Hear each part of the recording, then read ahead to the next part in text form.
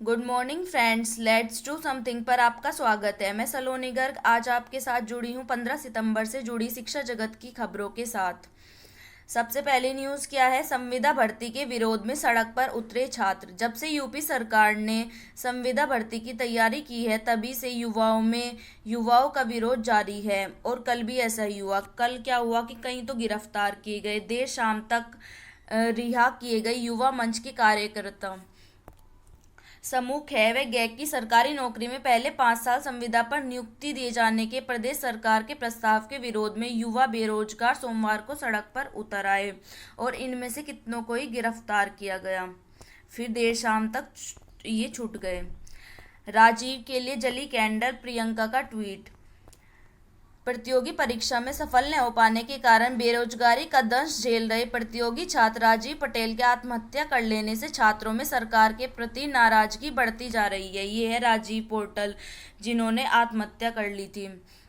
और इसी के संबंध में प्रियंका गांधी ने ट्वीट करके लिखा है कि इलाहाबाद के प्रतियोगी छात्र की आत्महत्या कान में रुई डाले बैठ यूपी सरकार के लिए एक चेतावनी है। नौकरियों पर लगे ग्रांट से युवा हताश है। उनकी आवाज़ सुनने के बजाय सरकार ने 5 साल संविदा का अपमानजनक फैसला थोप दिया। और अखिलेश यादव ने क्या कहा? यूपी के अध्यक्ष अखिलेश यादव ने कि प्रदेश सरकार की रोजगार को लेकर गलत नीतियों के कारण छात्रों का मनोबल लगातार गिर रहा है। कैंडल मार्च में जो ये शामिल हुए थे इनके नाम दिए गए हैं। संविदा भर्ती का विरोध, युवाओं ने किया प्रदर्शन। पुलिस ने छात्रों को सीएम का पुतला फूंकने से रोका।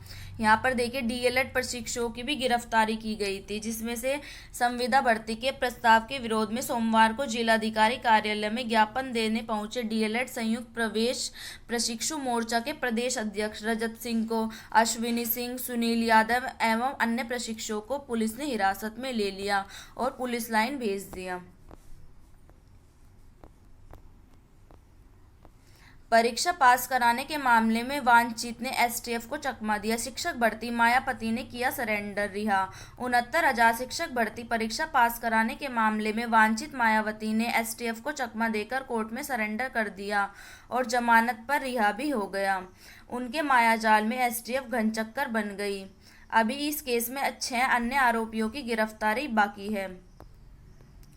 4 साल का बीएड 2022 से संभव। नई शिक्षा नीति के तहत 4 साल का बीएड 2022 से संभव होने की तैयारी चल रही है। और इसमें क्या बताया जा रहा है कि पहले से चल रही है पाठ्यक्रम संचालित करने की तैयारी।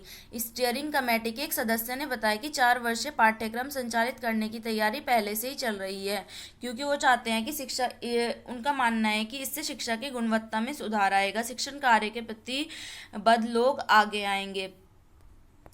नई शिक्षा नीति में 4 वर्षीय बीएड पाठ्यक्रम लागू करने के लिए ज़्यादा मोहलत दिए जाने के बावजूद प्रदेश में पहले ही लागू हो सकता है। नई शिक्षा नीति लागू करने को गठित उच्च शिक्षा विभाग की स्टीयरिंग कमेटी को इस संबंध में लगातार सुझाव मिल रहे हैं। ऐसे में यह पाठ्यक्रम 2022 से लागू करने पर विचार किया जा रहा है। हालांकि क्या है कि नई शिक्षा नीति में तो अगर स्नातकोत्तर हैं तो जो भी उत्तीर्ण विद्यार्थी हैं, यानी कि जिसने भी वो किया है पोस्ट ग्रेजुएटेड है, उनको 1 वर्षीय बीएड करने की छूट दी गई है और 2 वर्षीय बीएड केवल जिसने जो ग्रेजुएटेड है उन्हीं अभ्यर्थियों को करना होगा। नई शिक्षा नीति में यह प्रावधान है कि 2030 के बाद केवल 4 वर्षीय बीएड करने वाले ही शिक्षक भर्ती के लिए पात्र होंगे। सरकारी स्कूलों के 500 छात्रों को जेईई मेंस में मिली कामयाबी। मुख्यमंत्री अरविंद केजरीवाल ने बताया कि जो सरकारी स्कूल के 500 विद्यार्थी हैं उनको जेईई मेंस में कामयाबी मिली है, इसलिए उन्होंने उन्हें ट्वीट करके बधाई दी है। नई शिक्षा नीति को लागू करने के लिए 13 सदस्यीय स्टीयरिंग कमेटी। नई शिक्षा नीति 2020 को बेहतर ढंग से लागू करने के लिए माध्यमिक शिक्षा विभाग ने अपर मुख्य सचिव आराधना शुक्ला की अध्यक्षता में 13 सदस्यीय स्टीयरिंग कमेटी का गठन किया। अब क्या है कि नवोदय विद्यालय में कक्षा 6 में प्रवेश के लिए मांगे गए आवेदन। जवाहर नवोदय विद्यालय में शैक्षिक सत्र 2021-22 के लिए कक्षा 6 में प्रवेश की प्रक्रिया शुरू हो गई है। इसके लिए आवेदन इस वेबसाइट पर जाकर कर सकेंगे और आवेदन की अंतिम तिथि है 30 नवंबर और जो इसकी परीक्षा होगी वो होगी 10 अप्रैल 2021 को। इसके लिए क्या दिया गया है, इसके लिए वो दी गई है कि आपकी डेट ऑफ बर्थ कितनी होनी चाहिए, 1 मई 2008 से 30 अप्रैल 2012 के बीच होनी चाहिए। और आवेदन के साथ साथ क्या दस्तावेज चाहिए ये आप यहाँ से पढ़ सकते हैं, क्या क्या चाहिए। सीईटी से राज्यों की नौकरियों के भी खुलेंगे रास्ते, सरकारी नौकरी की तैयारी कर रहे युवा बेरोजगारों के लिए राहत देने वाली खबर है।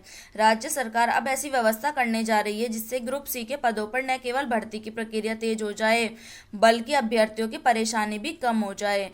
एनआरए द्वारा किए जाने वाले इस कॉमन एलिजिबिलिटी टेस्ट के सफल अभ्यर्थियों को राज्य में उत्तर प्रदेश अधीनस्थ सेवा चयन आयोग की मुख्य परीक्षा में बैठने का सीधा मौका मिलेगा। तो इसकी तैयारियां शुरू की जा रही है। अगली न्यूज़ क्या है कि नर्सरी स्कूल में जल्द तब्दील होंगे प्रदेश के सभी आंगनवाड़ी केंद्र।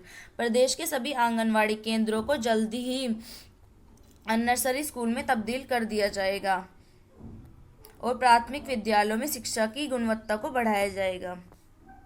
बीएचयू अंतिम चरण में प्रवेश परीक्षा, अब अभ्यर्थियों को परिणाम का इंतजार। बीएचयू में दाखिले के लिए चल रही प्रवेश परीक्षा अब अंतिम चरण में है, तो इसलिए परीक्षा होने के बाद विद्यार्थियों को परीक्षा के परिणाम का इंतजार हो रहा है।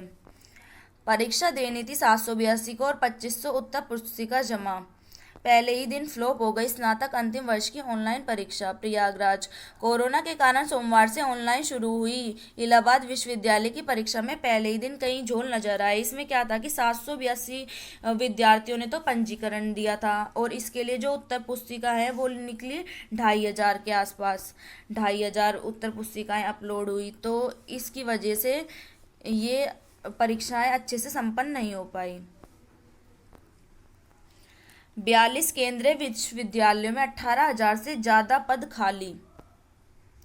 देश के कुल 82 केंद्रीय विश्वविद्यालयों में कुल 18,647 पद खाली पड़े हैं। इसमें जो शिक्षकों के पद हैं वो तो हैं 6210 और गैर शिक्षण कार्य से जुड़े हैं 12,447 पद शामिल है। वहीं केंद्रीय संस्कृत विश्वविद्यालयों में भी 118 पद खाली हैं। केंद्रीय शिक्षा मंत्री रमेश पोखरियाल निशंक ने सोमवार को संसद में यह जानकारी दी है। उन्होंने बताया कि इग्नू में भी 196 शिक्षकों और 1090 गैर शिक्षकों के पद खाली हैं। फीस ने बढ़ने पर कक्षाओं से निकाले जा रहे बच्चे। दिल्ली सरकार ने हाल ही में ट्यूशन फीस के अलावा कोई स्कूल फीस बढ़ाने पर रोक लगाई थी। इसके आदेश दिए थे कि कोई भी स्कूल की फीस नहीं बढ़ाई जाए। फिर भी निजी स्कूल जो है वो इस आदेश का उल्लंघन कर रहे हैं और अभिभावक की ओर से फीस न बढ़ने पर बच्चों को ऑनलाइन कक्षा से निकाला जा रहा है। पॉलिटेक्निक की ऑनलाइन प्रवेश परीक्षा आज। पॉलिटेक्निक संस्थानों में दाखिले के लिए 15 सितंबर को ऑनलाइन परीक्षा हो रही है। दो पालियों में परीक्षा शुरू होने से पहले सभी कक्ष, कंप्यूटर, टेबल व कुर्सी को सैनिटाइज किया जाएगा। इसमें जो कैंडिडेट शामिल होंगे वो होंगे 46,443 छात्र। फर्जी प्रमाण पत्र पर नौकरी कर रहे 4 शिक्षक बर्खास्त। शासन के निर्देश पर वर्ष 2010 के बाद नियुक्त शिक्षकों के प्रमाण पत्रों की जांच में जो 4 शिक्षक हैं उनके जो दिव्यांग प्रमाण पत्र हैं वे फर्जी निकले हैं, तो इसलिए उनको बर्खास्त कर दिया गया है। एनआईटी ट्रिपल आईटी में 17 अक्टूबर से प्रवेश। जेईई मेंस का रिजल्ट जारी होने के साथ ही आईआईटी छोड़कर देश के सभी राष्ट्रीय प्रौद्योगिकी संस्थानों, भारतीय सूचना प्रौद्योगिकी संस्थानों और केंद्रीय तकनीकी संस्थानों में बीटेक में प्रवेश के लिए ऑनलाइन प्रक्रिया कितने अक्टूबर से होगी? 6 अक्टूबर से। और पहले चरण के लिए सीट आवंटन की प्रक्रिया 17 अक्टूबर से शुरू हो जाएगी। मार्कशीट आने के बाद ही दूर होगा स्केलिंग का विवाद। पीसीएस 2018 का चयन परिणाम आने के बाद अभ्यर्थियों को अब कट ऑफ अंक और मार्कशीट जारी होने का इंतजार है। इस परीक्षा में स्केलिंग का विवाद सामने आने के बाद अभ्यर्थी अब यूपीएससी से मांग कर रहे हैं कि पूर्व की भांति इस बार भी मार्कशीट पर स्केल्ड और नॉन स्केल्ड अंकों के बारे में जानकारी दी जाए। अब देखते हैं कि नॉन स्केल्ड और स्केल्ड अंक क्या होते हैं। जो नॉन स्केल्ड अंक होते हैं उनका मतलब होता है कि अभ्यर्थी को परीक्षक ने वास्तविक रूप से कितने अंक दिए हैं, और स्केल्ड अंक का मतलब क्या हो गया कि स्केलिंग के बाद वास्तविक अंकों में से कितने अंक बढ़ाए गए हैं या फिर घटाए गए हैं। तो अभ्यर्थियों को यही कहना है कि ये स्केल्ड और नॉन स्केल्ड की स्थिति को स्पष्ट किया जाए। एम्स परीक्षा के टॉपर रहे डॉक्टर की कोरोना से मौत। एम्स अस्पताल के एक डॉक्टर की सोमवार सुबह कोरोना संक्रमण से मौत हो गई। ये जो डॉक्टर हैं ये हिसार के रहने वाले हैं और इन्होंने 2012 में एम्स में एमबीबीएस की पढ़ाई शुरू की थी और एम्स परीक्षा के टॉपर थे। 1.5 महीने से ये वेंटिलेटर पर ही थे और दिल्ली में संक्रमण से 6 डॉक्टर, अब तक 27 स्वास्थ्यकर्मी जान गंवा चुके हैं। 2 विद्यार्थियों को 17 लाख वार्षिक पैकेज का ऑफर। कोरोना संकट से नौकरियों में कटौती के बीच श्रीराम कॉलेज ऑफ कॉमर्स से राहत भरी खबर मिली है। इसमें क्या खबर मिली है कि लॉकडाउन के दौरान कॉलेज में हुए प्लेसमेंट में 2 छात्रों को 17 लाख रुपए सालाना पैकेज का ऑफर जापान की एक वित्तीय कंपनी ने दिया है। अब ये 2 विज्ञप्ति जारी की गई हैं। आयोग के विज्ञापन संख्या के अंतर्गत राज्य के प्रवक्ता, अंग्रेजी व भौतिक विज्ञान के प्रवक्ता, रासायनिक विज्ञान, भौतिक विज्ञान, शिक्षा शास्त्र, भूगोल व सामाजिक शास्त्र, मनोविज्ञान विज्ञापन संख्या 1/2015-16 के अंतर्गत महिला शाखा के प्रवक्ता, वाणिज्य का साक्षात्कार 28 सितंबर 2020 से 30 सितंबर 2020 तक नियत किया गया है। एक और ये विज्ञप्ति आप इसको वीडियो को पॉज करके पढ़ सकते हैं। निकायों में चतुर्थ श्रेणी की सीधी भर्ती पर रोक। राज्य सरकार शहरी निकायों में अकेंद्रीकृत सेवा के चतुर्थ श्रेणी के पदों पर सीधी प्रक्रिया को खत्म करने जा रही है। केवल मृतक आश्रित कोटे के पदों पर ही स्थायी नियुक्तियां की जाएंगी और शेष पदों को आउटसोर्सिंग से भरा जाएगा। साल भर पहले शुरू हुई इस कवायद को जल्द ही अमली जामा पहनाया जाएगा। अब देखिए यहाँ पर कितने पद हैं। यहाँ पर पद दिए गए हैं, ये पद हैं, ये स्वीकृत पद हैं और जो कार्यरत हैं वे पद ये रहे। नगर निगम, पालिका परिषद और नगर पंचायत के अलग अलग पद दिए गए हैं।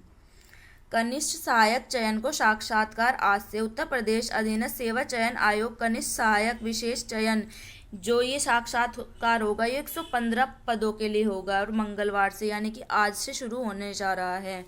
और ये कब तक चलेगा? ये चलेगा 23 सितंबर तक।